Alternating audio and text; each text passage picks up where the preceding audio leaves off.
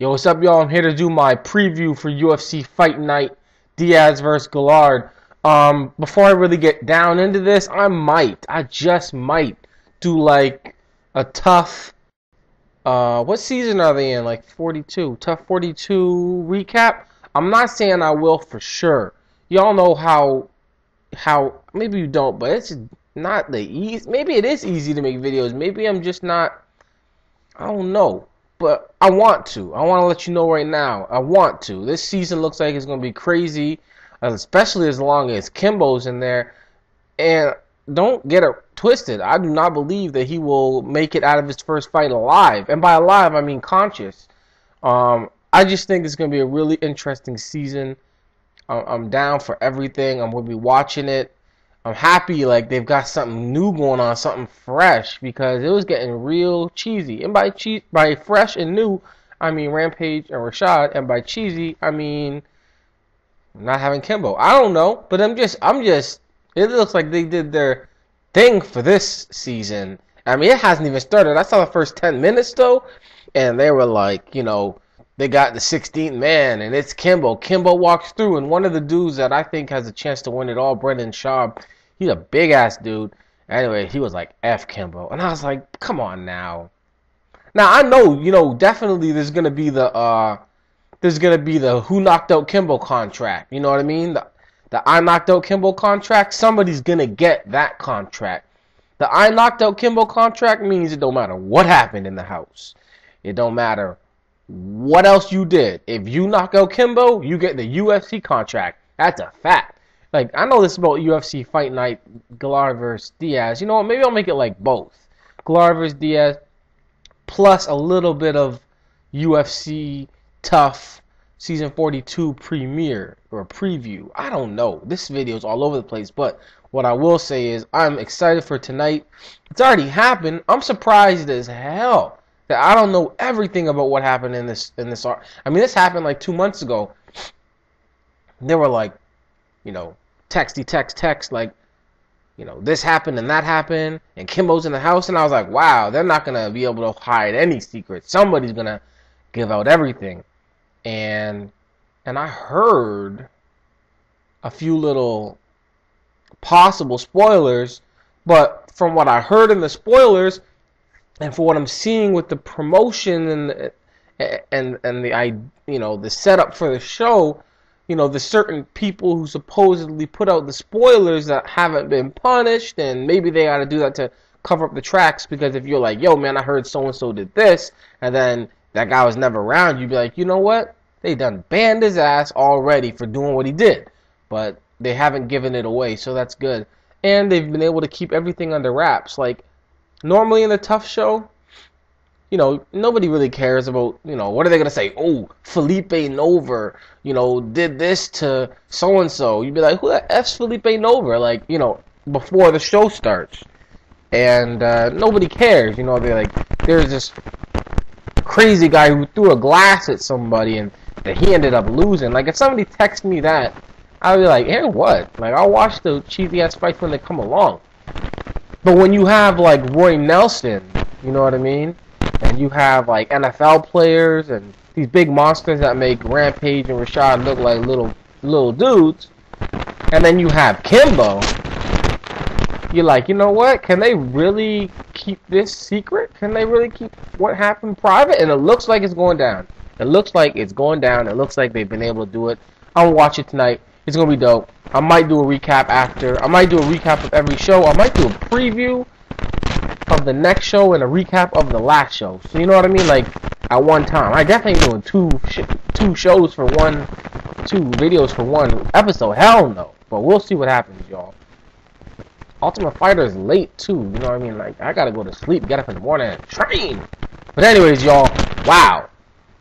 That was a lot of whatever about Ultimate Fighter Season 42.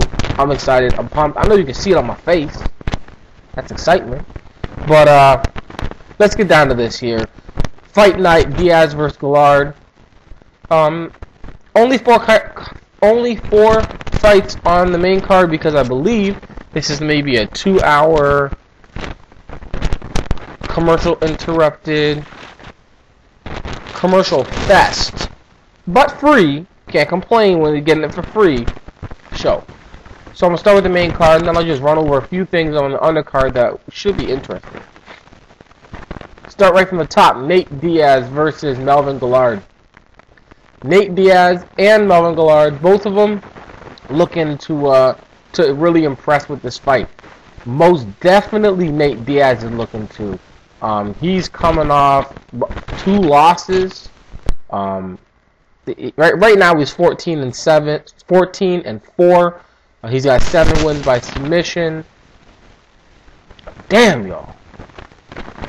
Nate Diaz is 10 and 4. 7 wins by submission, 2 by knockout. All right, but he's coming off 2 decision losses. 1 to Clay Guida, 1 to Joe Stevenson. Basically the same type of loss. He was put on his back.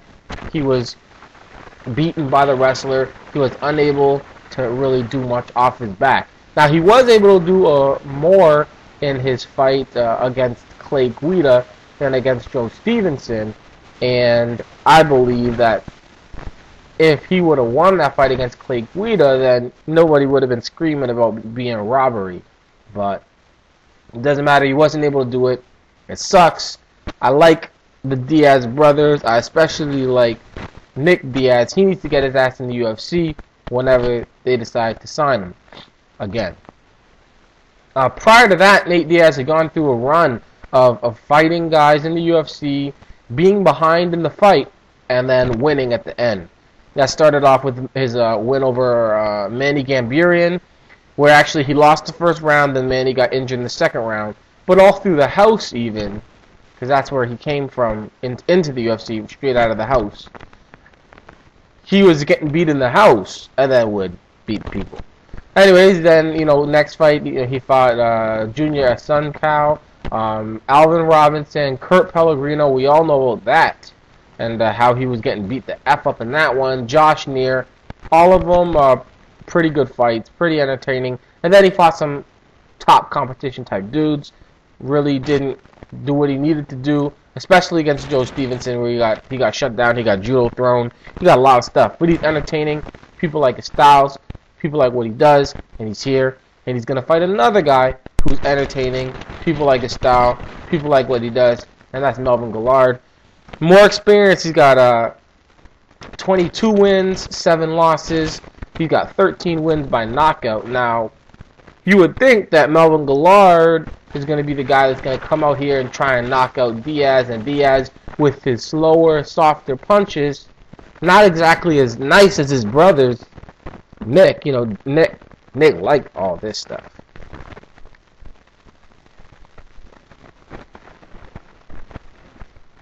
He ain't gonna be doing all that. But if he does, he could get knocked out quick.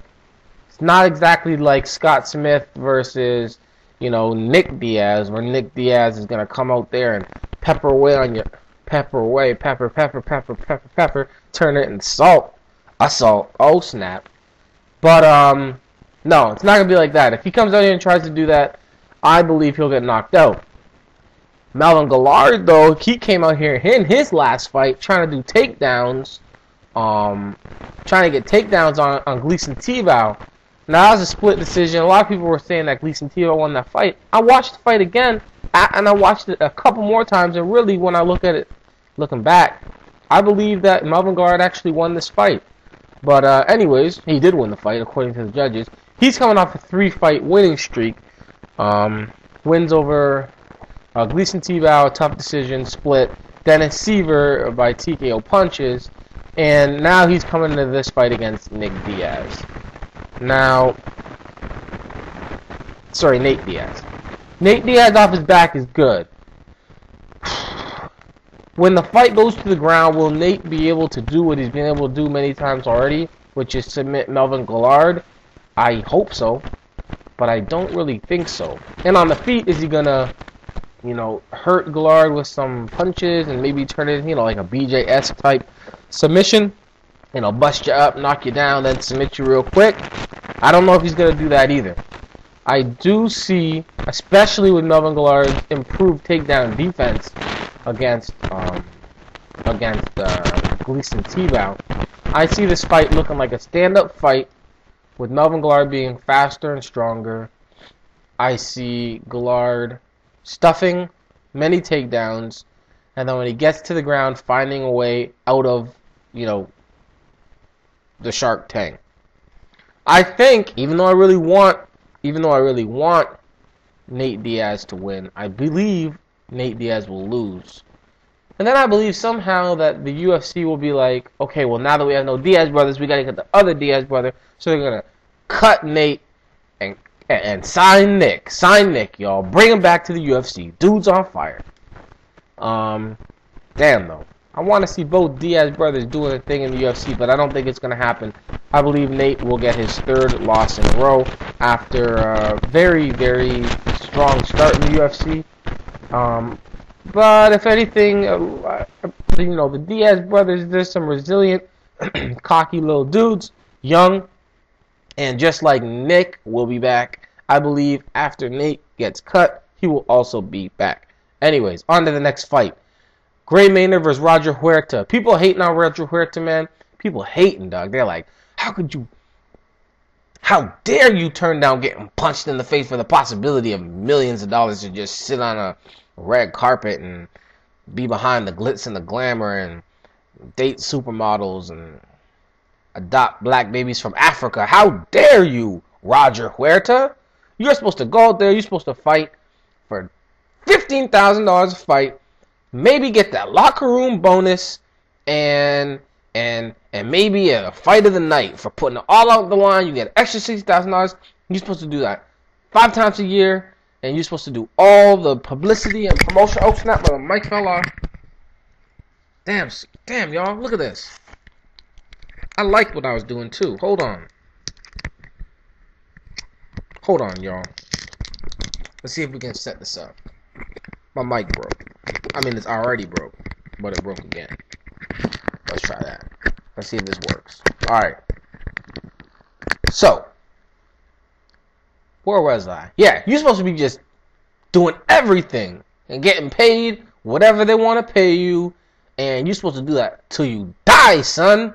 And you're supposed to be Randy Couture, 47 years old, about to be fighting in the UFC, fighting your ass off for the rest of your life. And then when you retire, you're not going to have any kind of benefits, no life insurance, no medical for your kids, no 4K1 plan, whatever that is. Nothing. That's what your life is, son, because you chose to fight. And I personally say the dude's young, he's a good-looking dude, no homo, and he's his own man. Do I think that, he will turn into, what's that dude's name? Benicio del Toro? Do I think we got the next Del Toro out there? No.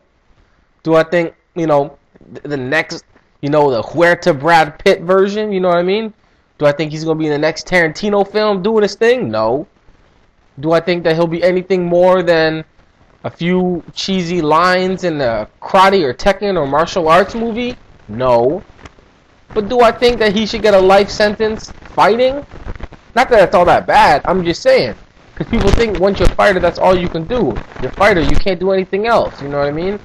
But if you were something else, you can always try and, If I work at McDonald's and I realize that Burger King could hire me for a little bit more, what you want is what you get. I don't know if that's cheesy or not, but you know what I'm saying. He's young. He's got the opportunity. Don't hate. Just let the dude do his thing, and you know that I'm not the biggest Roger Huerta fan. If you've been watching any of my videos, you know that I go against Roger Huerta every time, as I will in this fight. Roger Huerta, the UFC had set him up to be the Mexican. They set him up to be like the Latino version of what Bisping was to the UK. Kind of that conduit that, like, we're over here, y'all over there, we need something in common. Boom, Bisping. Y'all are down here, we're over here, we need something to connect us to y'all. Boom, Roger Huerta. And that's what they did. And they gave him all these fights that were not difficult. They finally gave him a tough fight in Clay Guida. He stuck it out there. Clay Guida acted dumb. was winning the fight easily, 2 rounds, taking him down, and then got tired, got sloppy, got kneed. Mad props to Roger Huerta. Won the fight, did his thing, and then he said, F fighting. And then they said, you know what? Before you say F fighting, we're going to give you another fight. We'll give you a title contendership against Kenny Florian. And he was like, you know what? I got to get my Kenny Florian on. No, you are not going to beat Kenny Florian. But he still went out there and fought strong and hard against Kenny Florian. And I was like, wow, he's better than I thought he was. Because I thought he was just, even with his win over what's his name? Cro-Magnon, even with his win over Clay Guida, he's still, you could still see all of his poor qualities in his fighting and why he could never really be a champ. And then when he fought against Kenny Florian, Kenny took him. He was the first one to take him to the decision. I finished fights, recently. I finished fights Kenny Florian, and you went to a decision against Roger Huerta. Wow, damn, you couldn't even submit him. Anyways, it's all good. After that, he said, yo, Lionsgate, whoever it is, I'm ready to do some acting. I'm young. I'm young and tenacious. I'm young, tenacious Roger Huerta. And he said, F fight. So now he has one more fight on his UFC contract. The UFC gave him a 5-fight extension. He said, F extensions, I'm going au natural. If you know what that means, I'm talking about, hair stuff. Anyways. And that's that. He hasn't fought since, what is that, 2009, 2008? I don't know, 2008 in August. So it's a year later, a year and a little bit later. And now he's fighting somebody that he is not going to win against. No. Gray Maynard. Gray Maynard right now, he is 9 wins and 0 losses.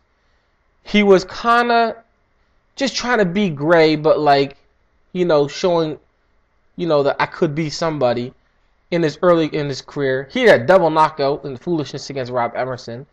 Then he beat Joe Veres, and nobody was impressed. No big deal. Decision over Dennis Seaver, nobody's really impressed. But then he fought Frank Edgar and beat Edgar in a decision, and we were like, whoa. And by we, I mean me and whoever else thought that Frank Edgar at the time was about to be something huge. Then he went and fought Rich Clementi. I think I picked him to beat Rich Clementi too. Pat on the back. Damn. Beat Rich Clementi in the decision. Then he fought Jim Miller. Whatever. Great fight, but also beat him in the decision. Roger Huerta, another dude he will beat in a decision. If Roger Huerta can somehow find a way to come out of the UFC with the win over undefeated title contender very soon, Gray Maynard, wow, that would be crazy. He'd just be like, it's not like it would be the same as like Frank Shamrock, because Frank Shamrock was a champ, he's beaten champs, and then he left like, F y'all, pay me. But if Roger Huerta could find a way somehow to beat Gray Maynard, and by the way, somehow means knock him out or TKO, because it's not going to be submit him, and it's not going to be beat him in wrestling, and it's not going to be by strength. So he's literally got a puncher's, maybe a kneers, and probably a kicker's chance. That's it though. And Gray Maynard is a big, strong ass dude. This guy might put Huerta out of his acting career. He might say, you ain't fighting and you ain't acting. You are recuperating. You might be able to play in the biopic about Christopher Reeves. Like you could be like the Latin Christopher Reeves, or maybe Stephen Hawking. Like there's going to be lots of slams in this fight. It's going to be power, overpowering, lots of ground, beat-ups. Like, it's not like Gray Maynard's a beast, like, that hurts people when he fights, but he's very strong. And the fight is going to be, I don't know if it's going to be all that entertaining, but it's going to be a lot of bodies being moved around, a lot of action on the ground. And I've got Gray Maynard winning this one by decision. So now the mic's down here. I gotta get him the mic, y'all. Next up, we got Carlos Condit versus Jake Ellenberger. Are we gonna really talk about this for long? No. Carlos Condit will likely win this fight. He's better than Jake at everything. And he's gonna have to really make a mistake. to lose this. I believe Carlos Condit was supposed to be fighting somebody else. But Jake Ellenberger, he's got some experience, that's for sure. It's not like he's coming out here and he's a bum or anything like that. He's got like 25 fights. He's only lost 4 of them. He's got 13 wins by knockout. But if you look at really what's been going on, anytime he fought somebody that was like name worthy, for the most part he lost, except for Jose Landy Jones. That's Pele, I believe. But anyways, and that was back in 2007, and I think that dude's like really old right now. But anyways, he lost to Delson Heleno, he lost to Jay Haran, and then everybody else that he beat, just they kind of like weren't the name-worthy type guys. So I believe Carlos Condit will take this fight. Yeah, Nate Quarry versus Tim Creeder. I've been picking against Tim Creeder, I believe, like every fight, man. Like I'm really like not picking Tim Creeder, and I'm not gonna do it this fight either. Tim Creeder, if people want to talk about like what's the word, durable, then I guess you could say is this guy, because that's the only way to explain, and some of his skill, why he's been able to just continue to win in the UFC. He also hasn't been fighting the greatest of guys, but he's been doing his thing. Can't hate on him. Right now he's 12 wins. He's got 2 losses. His losses are to Chael Sonnen, and he also has a loss in his second fight to Joey Villasenor. But other than that, he's been a winner, and props to him. However, he's coming against a stronger, bigger, faster, not the greatest striker of all time, but a better striker who can avoid any submissions most likely from somebody. He's not like Damian Maia, it's Tim Creeder. His losses have been to Rich Franklin, who got blasted, knocked out. He lost to Damian Maia, which is submission, and then he lost to Machado back in like 2003. I believe that Nate Quarry will come out here. This will be a stand-up fight. They'll just be doing their thing back and forth until eventually Nate Quarry knocks out Tim Creeder. And I believe that is the main card. On the undercard, we've got Cantwell versus Stan. I'm picking Cantwell. Chris Wilson versus Mike Pyle. I'm picking Chris Wilson by decision. Cantwell also by decision. I'm going to save this next one. Actually, I'll talk about it right now. CB Dollaway versus Jay Silva. A lot of guys are not going to like Jay Silva. If he ever becomes popular, people aren't going to like him. The girls might, because like he's kind of like a pretty boy, like a Brazilian pretty boy. But a lot of guys who I don't like Anderson Silva's new attitude. I don't like, Mayweather's attitude. I'm not saying this guy's Mayweather or Anderson. I'm just saying that he's a cocky, young fighter who likes to use some flash.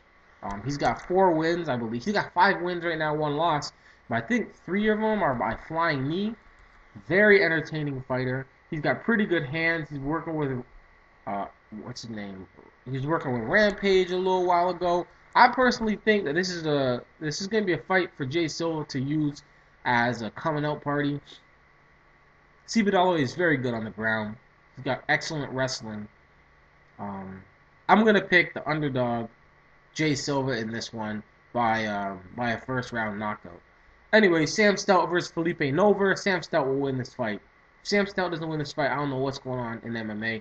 Or Felipe Nova is even better than he showed against the other guys in the house. Jeremy Stevens versus Justin Buchholz. I'm picking Jeremy Stevens. Brock Larson, I'm picking him over Mike Pierce. And I'm picking Ryan Jensen over Steve Steinbeis. I will be back tomorrow for the UFC 103 Franklin versus Belfort. Stay tuned. I'm just going to give a preview to what I believe will happen in that main event. Knockout, first round, violence. MMA, y'all. It is important. Peace.